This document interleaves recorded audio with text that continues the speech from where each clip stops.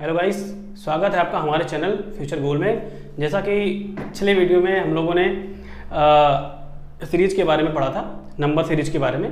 ठीक है, आज हम लोग एनालॉजी के बारे में पढ़ेंगे। एनालॉजी मतलब सादृश्यता, यानी कि समरूपता क्या होता है उसके बारे में जानते हैं। क्या दिया हुआ है? सादृश्यता का अर्थ होता है संबंधित अथवा समानता, अर्थात समान रूपरेखा। मतलब कि जो हमारा एनालॉजी होता है उसमें हम ऐसे क्वेश्चंस को सॉल्व करते हैं जिनका एक विशिष्ट संबंध होता है। ठीक है, मान लीजिए जैसे मान लीजिए हमने 7 का स्क्वायर किया।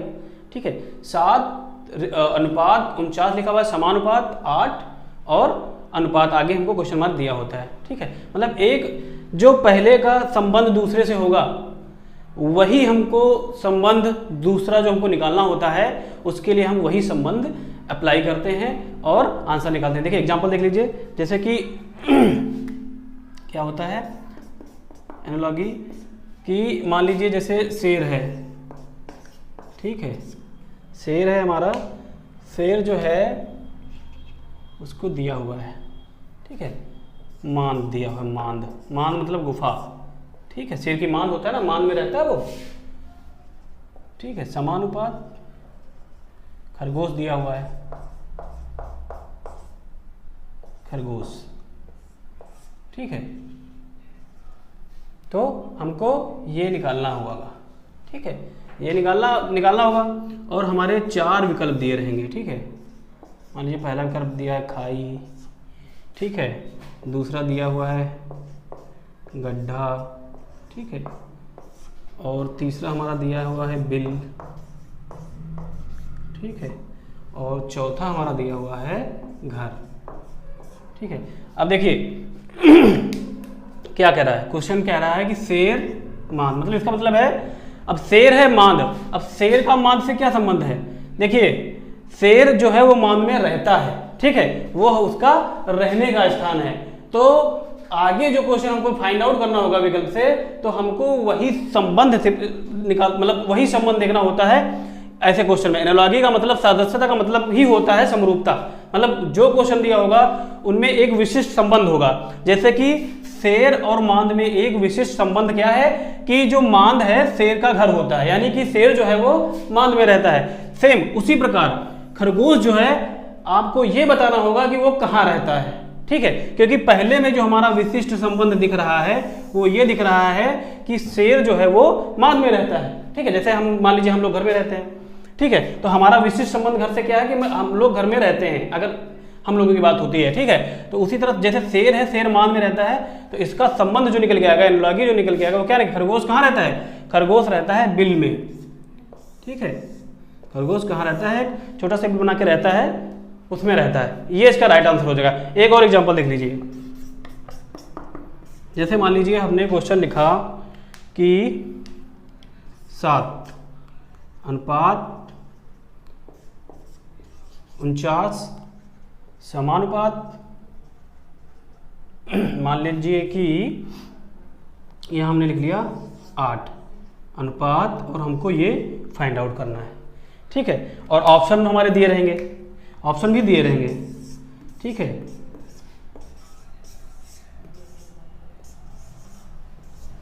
ऑप्शन भी इस तरह से कुछ हमारे दिए रहेंगे। अब देखिए संबंध, देखिए विशिष्ट संबंध क्या है। अब देखिए इसमें जो 7 के बाद अनुपात करके 49 आया, क्या संबंध हो सकता है? देखिए अभी सीधे सीधे दिख रहा है आपको कि जो हमारा 49 है वो परफेक्ट स्क्वायर है 7 का। मतलब हमारा जो संबंध है क्या है? 7 का ये जो स्क्वायर लिखा गया। ठीक है, 7 का स्क्वायर ही तो है 49। सेम यही संबंध हमको निकालना होगा कि आगे जो यहाँ पे कोई संख्या आएगी वो हमारा क्या होगी? वो हमारा 8 का स्क्वायर होगी। तो 8 का स्क्वायर क्या होता है? 8 का स्क्वायर होता है 64। ठीक है, विकल्प में देख लीजिए कहाँ है, ये देखिए, ये हमारा हो गया 64। कहने का मतलब है एनालॉजी का मतलब सिर्फ आप एक विशिष्ट संबंध होता है दिए हुए क्वेश्चंस में, सेम वही संबंध स्थापित करके हमको नेक्स्ट टर्म फाइंड आउट करना होता है, और इसमें कुछ नहीं है। इसमें देखिए आपके विलोम शब्द भी पूछे जा सकते हैं। ठीक है, पर्यायवाची भी पूछे जा सकते हैं। ठीक है, राजधानी भी हो सकती है, देश भी हो सकते हैं, मुद्रा भी हो सकती है, किसी से भी क्वेश्चन उठ सकता है। मान लीजिए पूछा लिख दिया, देखिए जैसे मान लीजिए लिखा भारत, ठीक है, भारत अनुपात क्या कर दिया, रुपया, ठीक है, और समानुपात, ठीक है, अमेरिका, ठीक है, अमेरिका लिख दिया और अनुपात लगा दिया, ठीक है। अब देखिए ये हमारा मुद्रा पे आधारित आ गया क्वेश्चन, ठीक है। अब देखिए इसमें भारत की जो भारत का इससे संबंध क्या है, क्योंकि रुपया जो है भारत की मुद्रा है, उसी प्रकार से हमको संबंध विकल्प हमारा दिया रहेगा, ठीक है। अमेरिका का संबंध जो आगे निकलेगा मुद्रा से रिलेटेड ही निकल के आएगा, तो वहां की मुद्रा क्या है, डॉलर है, यूएस डॉलर, ठीक है। ये सिंपल ये संबंध हमको स्थापित देखना है कि, तो वही मैंने बताया कि आपका जो एनालॉजी सॉल्व करोगे जब आप, तो जो विशिष्ट संबंध हमारे जो पर्टिकुलर मतलब जो दिए रहते हैं चीजें, वो जैसे मान लीजिए विलोम दिया हुआ है, पर्यायवाची दिया हुआ है, ठीक है, मुद्रा भी हो सकती है, राजधानी भी हो सकती है, तो ये सारी चीजें दी हुई होती है, स्क्वायर भी हो सकता है, क्यूब भी हो सकता है, तो ऐसे हम निकालते हैं। चलिए क्वेश्चन कराते हैं, ठीक है, उसके बाद देखते हैं इंपॉर्टेंट क्वेश्चन कराते हैं, क्वेश्चन कराते हैं, ठीक है।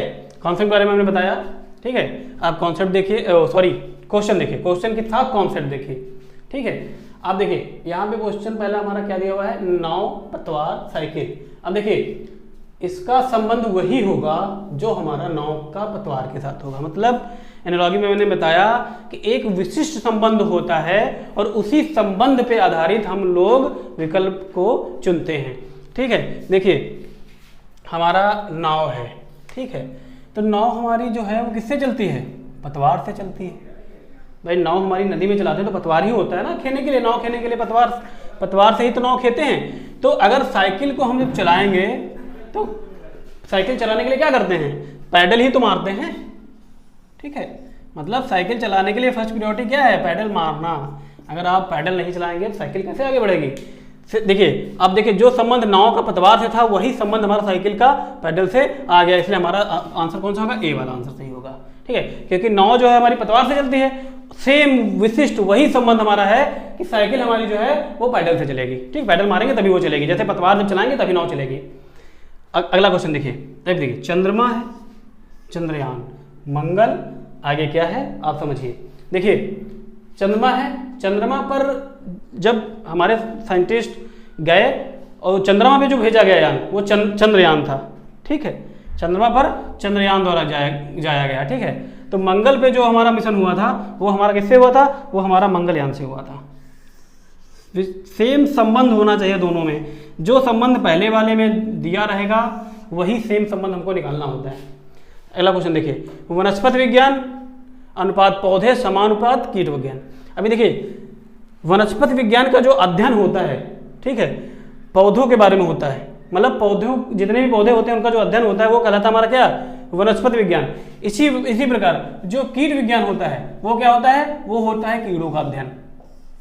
मतलब कीट विज्ञान में हम कीड़ों के बारे में जानकारी प्राप्त करते हैं कि जो कीड़े होते हैं कैसे, क्या उनका खाना होता है, क्या उनका कैसे प्रजनन क्रिया होती है, ये सारी चीज़ें। तो कीट विज्ञान के अंदर हमारा कीड़े आ जाएंगे, ठीक है।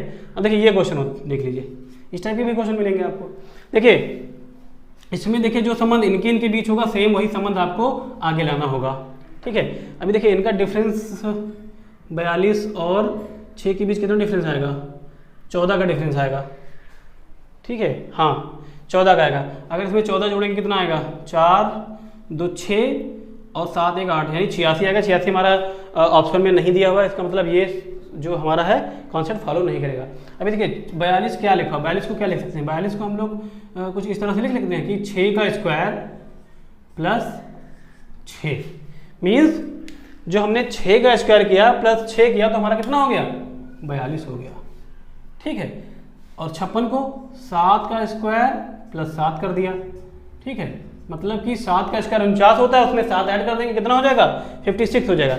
अब देखिए संख्या कितनी बड़ी, यहाँ 6 का स्क्वायर करके प्लस 6 किया, यहाँ 7 का स्क्वायर करके प्लस 6 किया, तो 6 7 का खेल होगा। सेम यही संबंध हमारा यहाँ पे भी होना चाहिए, ठीक है। अब देखिए अब यहाँ पे 8 का स्क्वायर करेंगे प्लस 8 कर देंगे तो 72 आ जाएगा, ठीक है। 8 का स्क्वायर 64 यानी 64 प्लस 8 कर देंगे तो 72 आ जाएगा। तो नेक्स्ट टर्म जो हमारा क्या होना चाहिए, नेक्स्ट टर्म हमारा होना चाहिए 9 का स्क्वायर प्लस 9, ये होना चाहिए। तो 9 का स्क्वायर प्लस 9 हमारा कितना आ जाएगा, हमारा आ जाएगा 90, भाई 9 का स्क्वायर 81 प्लस 9 90 हो गया। 90 हमारा ऑप्शन में कहाँ है? 90 हमारा ऑप्शन में ये है, ऑप्शन नंबर ए। ठीक, अभी देखिए ये वाला क्वेश्चन देखिए, इसमें क्या दिया? इसमें आपको सीधे सीधे दिख रहा होगा, सीधे सीधे दिख रहा है यहाँ पे कि 2 लिखा हुआ है, 8 लिखा हुआ है। ठीक है, तो इनका संबंध आपस में क्या है? इनका संबंध है आपस में कि ये जो 8 लिखा हुआ है ये हमारा क्या लिखा हुआ है? ये हमारा 2 का क्यूब है। सीधे सीधे दिख रहा है 2 का क्यूब, 2 का क्यूब 8। भाई 2 का क्यूब 8 ही तो होता है। तो जब हमारा ये संबंध मिल गया हमको कि जो आगे वाली संख्या हमारी है वो पहले वाली का क्यूब है, तो इसमें भी हम वही कॉन्सेप्ट फॉलो करवाएंगे। 3 का हमारा क्यूब कितना हो जाएगा? 3 का क्यूब हमारा हो जाएगा 27। ठीक है, और 27 हमारा आंसर कहाँ दिया हुआ है? ये दिया हुआ है। नो प्रॉब्लम, कोई इशू नहीं आना चाहिए। इस टाइप के क्वेश्चन सिर्फ आपको एक संबंध देखना है कि हमारा विशिष्ट उसमें क्या लॉजिक लग रहा है, क्या कॉन्सेप्ट उसमें फॉलो हो रहा है। ठीक है, और हमको वही कॉन्सेप्ट नेक्स्ट वाले टर्म निकालने के लिए लगा देना है, बाकी कुछ नहीं है। चलिए और नेक्स्ट क्वेश्चन करा दें। चलिए नेक्स्ट क्वेश्चन देखते हैं क्या दिया हुआ है। देखिए जैसे कि मैंने बताया कि पहले का जो संबंध दूसरे से होगा वही संबंध हम आगे निकालते हैं। एक चीज ध्यान देने वाली बात और है कि हमारा जरूरी नहीं कि इसका संबंध इससे जो निकल रहा हो वही हम इससे फाउंड करते हैं। कभी कभी क्या होता है, ये जो इधर जो दिया होता है इसका संबंध हमारा इससे भी होता है, उसके बिहाफ पे हमारा इसका जो संबंध है वो उसके हिसाब से हम आगे वाला जो हमको निकालना होता है वो निकालते हैं। ये क्वेश्चन कराने का यही एक मकसद है कि ये बात मतलब आप बताई जाए। ठीक है, देखिए इसका संबंध हमारा इससे है। ठीक है, उसी बिहाफ पे उसी विशिष्ट संबंध के अनुसार हमारा इसका संबंध निकाला जाएगा। देख लीजिए, अभी देखिए ये हमारा दिया हुआ है ABCD। ठीक है, इससे हमारा कोई मतलब नहीं, और ये हमारा दिया हुआ है BACD, मतलब कि इनको आपस में इंटरचेंज कर दिया गया है, बाकी वैसे ही लिखा गया। देखिए A की जगह पे वहां पे B आ गया है और B की जगह पे वहां पर A चला गया है, बाकी CD अपना वही स्थान पे। ये हमारा इसमें संबंध है। ठीक है, तो सेम हम इसको सॉल्व कर लेते हैं। इसका जो हमारा संबंध क्या हो जाएगा, देखिए QR है तो इनको आपस में हम लोग इंटरचेंज कर देंगे, आपस में इंटरचेंज कर देंगे, यानी Q की जगह पे R हो जाएगा, R की जगह पे Q हो जाएगा, S और T हमारा वही रखा रहेगा। तो ऑप्शन में देख लीजिए कि Q की जगह जब R आएगा, R की जगह Q हो जाएगा तो RQ हो जाएगा, और ST वही रखा रहेगा। तो RQ ST, ये देखिए सेकेंड वाला ऑप्शन, सेकेंड वाला ऑप्शन हमारा सही हो गया, ये हमारा राइट आंसर होगा। ठीक है, कहने का मतलब ये है, ये क्वेश्चन इसलिए मैंने कराया है क्योंकि जरूरी नहीं कि हमारा जैसे ये है इसका संबंध हमारा इससे हो तभी हम आगे वाले संबंध निकालें, मतलब कि पहले वाले का संबंध हमारा तीसरे से भी हो सकता है, तो हम उसी बिहाफ पे दूसरे वाले से चौथा टर्म निकालेंगे। ठीक है, अमूमन ज्यादातर क्या होता है कि पहले वाले का संबंध दूसरे वाले से ही होता है, सेम उसी कॉन्सेप्ट पे ही तीसरे वाले से हम चौथा निकालते हैं। लेकिन कुछ कुछ क्वेश्चन में हमारा पहले वाले से तीसरे वाले का भी संबंध होता है, सेम उसी कॉन्सेप्ट उसी लॉजिक पे हम दूसरे वाले से चौथा वाला निकालते हैं। ठीक है, चलिए देखिए ये क्वेश्चन देखिए 5 दिया हुआ है, 35 दिया हुआ है। ठीक है, अब देखिए इसमें 5 और 35 दिया है, मतलब 5 और 35 के बीच। अब 5 का हम स्क्वायर करेंगे कितना आएगा? 25 आएगा। ठीक है, सीधे स्क्वायर करके देख लेते हैं, 5 का स्क्वायर का 25, उसमें ऐड कितना करें कि 35 हो जाए। अब उसमें ऐड करेंगे कितना? 10। 5 का स्क्वायर 25 प्लस 10 कर देंगे, कितना आ जाएगा? 35। अब देखिए ऑप्शन में कोई देखिए जिसमें से उस पहले वाले का स्क्वायर करके बाद में 10 ऐड करने पे आगे वाला आ रहा है, ऐसा कोई नहीं है जिसमें हम उस पहले वाले का स्क्वायर करेंगे बाद में 10 करेंगे तो उसका आ जाए, मतलब ये वाला कॉन्सेप्ट हमारा फेल हो गया। दूसरा कॉन्सेप्ट देखते हैं कि अब इसमें कोई चारा नहीं बचा, ऐड और सब्ट्रैक्ट कर नहीं सकते क्योंकि संख्या बड़ी है। अब मल्टीप्लाई एक चारा बचा है। अब देखिए 5 को 6 से मल्टीप्लाई करेंगे 35 नहीं आएगा, 5 को 7 से जब मल्टीप्लाई करेंगे हम लोग, देखिए यहाँ पे क्या होगा, 5 को जब हम मल्टीप्लाई करेंगे 7 से तो हमारा 35 आ गया। अब 7 क्या है? 7 एक अभाज्य संख्या है, यानी कि 5 के बाद जो पहली अभाज्य संख्या आई, ठीक है, 6 हमारी अभाज्य संख्या नहीं है, अभाज्य संख्या है। ठीक है, पहली अभाज्य संख्या है उससे हमने मल्टीप्लाई किया तो हमने 35 को मिल गया।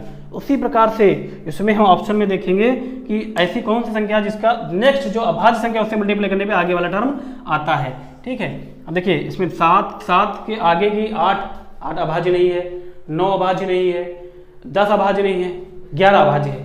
ठीक है, अब देखिए हमको पहला ही ऑप्शन मिल गया, ऑप्शन से हमने चेक किया, हमको पहला ही ऑप्शन हमको मिल गया। क्या दिया हुआ है? 7 और 77 दिया हुआ है। अब 7 के बाद जो हमारी पहली अभाज्य संख्या आएगी वो हमारी क्या होगी? वो 11 होगी। ठीक है, क्योंकि 8, 9 और 10 ये हमारी अभाज्य संख्या नहीं है। ठीक है। तो 7 और 11 का जब मल्टीप्लाई करेंगे तो कितना आ जाएगा, 77 आ जाएगा। तो हमारा ये इसमें ये वाला वहाँ सही हो जाएगा। ठीक है, ये वाला क्वेश्चन देखिए क्या दिया है, MN अनुपात OP समानुपात। अब देखिए एक पास ये दिया है, MN दिया है, ठीक है, MN OP, ठीक है, एक साथ के सारे वर्ड दीजिए। अब जाहिर इसमें सीधी सीधी बात है, जो हमारा एक साथ वाला हो वही हमारा सही हो जाएगा। ADGH ये नहीं है, ABPQ नहीं है, QRST देखिए मिल गया हमको, कुछ नहीं करना है। पहले वाले में कोई डिफरेंस नहीं, मैंने एक साथ एक सीक्वेंस से चल रहा है, वही हमारा QRST हमारा एक सेकेंड से हमारा आंसर आ गया, कोई प्रॉब्लम नहीं होनी चाहिए इसमें। ठीक है, अब देखिए ये वाला क्वेश्चन देखिए, इसमें क्या दिया हुआ है, इसमें दिया है घर, रसोई और पौधा। अब देखिए घर रसोई में क्या संबंध है भाई, घर के अंदर ही तो रसोई होती है ना, रसोई में घर के बाहर तो बनाते नहीं है। मतलब जो रसोई है हमारा वो घर का एक पार्ट ही तो है, एक भाग ही तो है भाई। मेन जैसे मतलब हमको रसोई बनानी है तो रसोई घर के बाहर तो होगी नहीं, घर के अंदर ही होगी। तो जैसे घर जब बनवाया जाता है, नया घर बनवाया जाता है तो पहले से ही डिजाइन किया जाता है ना कि हमारा रसोई कहाँ रहेगा, कैसे रहेगा। तो मान लो घर जो रसोई हमारी है वो घर का एक भाग ही है। तो अब यही संबंध से हमको इसमें निकालना है। पौधा जो होता है, पौधे का भाग क्या होता है, पत्ती होती है, सीधे सीधे आंसर आ जाएगा हमारा। पत्ती जो है हमारे पौधे का एक भाग ही तो है, एक हिस्सा तो है। ठीक है, अब देखिए नीचे वाला क्वेश्चन देख लीजिए, विषाणु, चेचक, जीवाणु।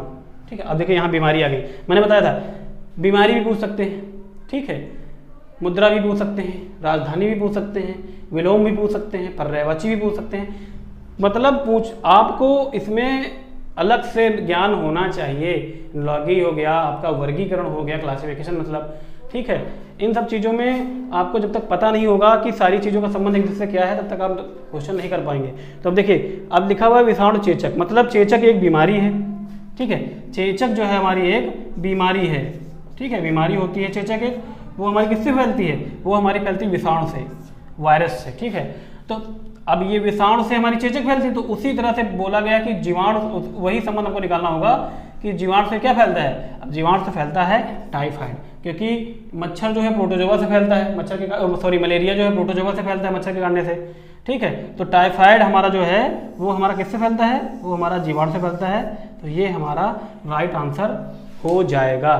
ठीक है, सिर्फ आपको कॉन्सेप्ट देखना है कि हमारा जो एक लॉजिक फॉलो कर रहा है, यानी हमारा जो एक संबंध पहले दो संख्याओं में या पहले तीसरे में जो है सेम उसी आधार पे हमको आंसर निकालना होता है। ठीक है, अभी और भी क्वेश्चन बहुत से इंपॉर्टेंट क्वेश्चन हैं जो प्रीवियस ईयर में पूछे गए हैं, अच्छे कॉन्सेप्ट वाले हैं, वो मैं आपको नेक्स्ट वीडियो में कराऊंगा। अगर वीडियो अच्छा लगा हो तो प्लीज़ लाइक करिए, सब्सक्राइब करिए और शेयर करिए। Thank you.